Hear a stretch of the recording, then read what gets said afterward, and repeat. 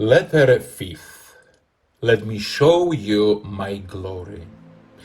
My dear friend, do you know what I enjoyed the most during my years in Palestine? Besides the people I met and the people who met me, I loved being an itinerant preacher, traveling from town to town, from place to place gave me many opportunities to see the beauty of my Father's creation, the uniqueness of the Dead Sea, the lushness of the fish-filled Sea of Galilee, the Jordan Valley, and the wonder of the Temple Mount in Jerusalem itself.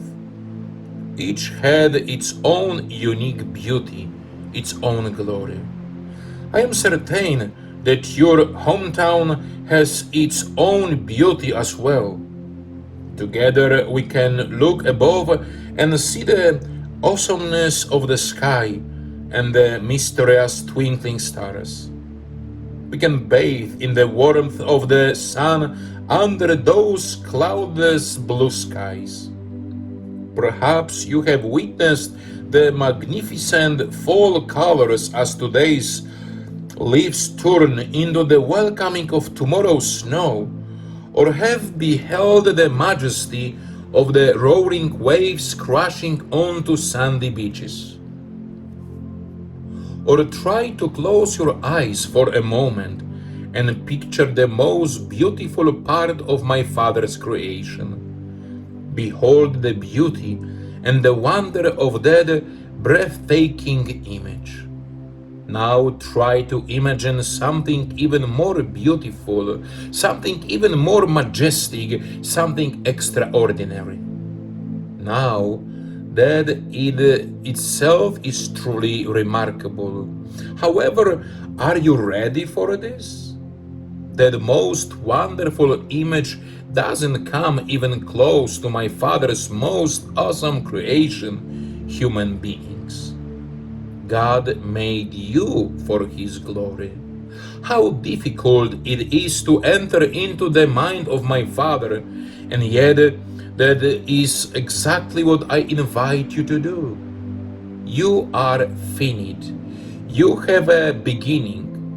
My Father is infinite. He has no beginning. You can only be in one place at a time. My Father is omnipresent, which means He is everywhere at once. You strive to be strong, but my Father is almighty. My Father is so far above you, and yet I invite you into my Father's mind. At night, glance up at the stars. The vastness of the universe mirrors His glory. Witness the wonders of earth, from the Grand Canyon to Mount Everest. You may seem so insignificant in comparison to those wonders. How wonderful to behold my Father's creation. How do you stand in light of this creation? With all of its wonder and majesty, His creation is nothing compared to you. You are the zenith of my Father's creation. He created you in His image and likeness. He made you for His eternal glory. My Father and I are one. What belongs to Him belongs to me. He created you in His image and glory. In glory I will transfigure all that you love, the beauty of nature, the beauty of human beings, and the deep, knowing love of those dear to you. Here in this life I give you foretastes of glory to come, and at times convey to your soul a touch of the everlasting. Perhaps when you were a child, your mother baked a cake, and she would let you taste a bit of the butter before she baked it.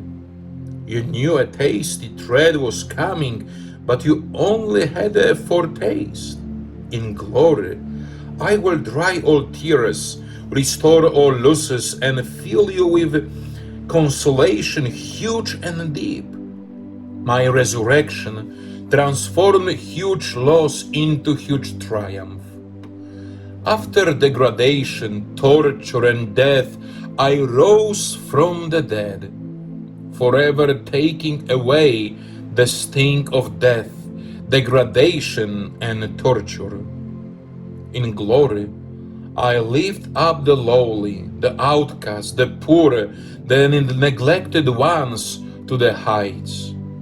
Moreover, just as surely I lift up and recreate the neglected, poor, and lowly outcast parts of your being.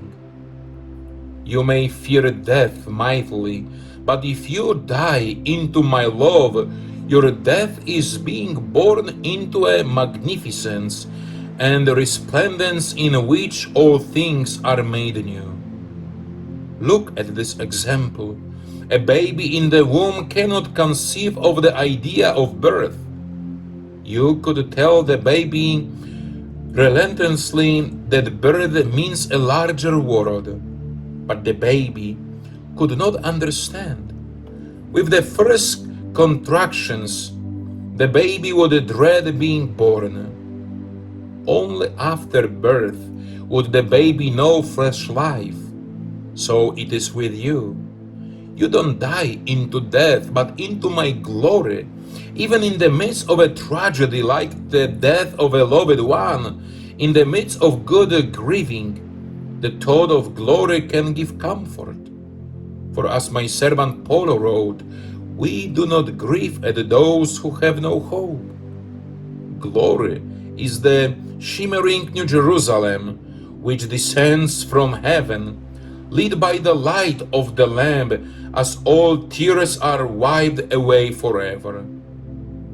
Take time and let the stillness come over you. My love is like a relaxing warmth that passes through you, carrying away fear, tension, and anxiety, leaving peace and calm. When you breathe out negative emotion. When you breathe in my love. In the stillness, think of glad reunions you have had with family and friends after long absences. Think of moments when you looked out in the world and were sure you glimpse eternity. Think of a beautiful scene from nature that astonished you with its splendor. Think of reconciliation after deep misunderstanding with someone you love. All of these things are but a tiny glimpse of glory. Rest in the peace of the moment. Your friend, Jesus. Spiritual reflection. Now the Lord is the Spirit, and where the Spirit of the Lord is, there is freedom. And all of us, with unveiled faces, seeing the glory of the Lord as though reflected in a mirror, are being transformed into the same image from one degree of glory to another. For this comes from the Lord, the Spirit. 2 Corinthians chapter 3, verses 17 to 18. Prayer. Dear Jesus, may memories of times you have blessed us flood us. Your acts of compassionate love are more plentiful than the leaves in a forest. You invade our lives with a love that transfigures our daily world. From your hands shine out the tender rays of eternal life. Ever unfold us in your love. Amen.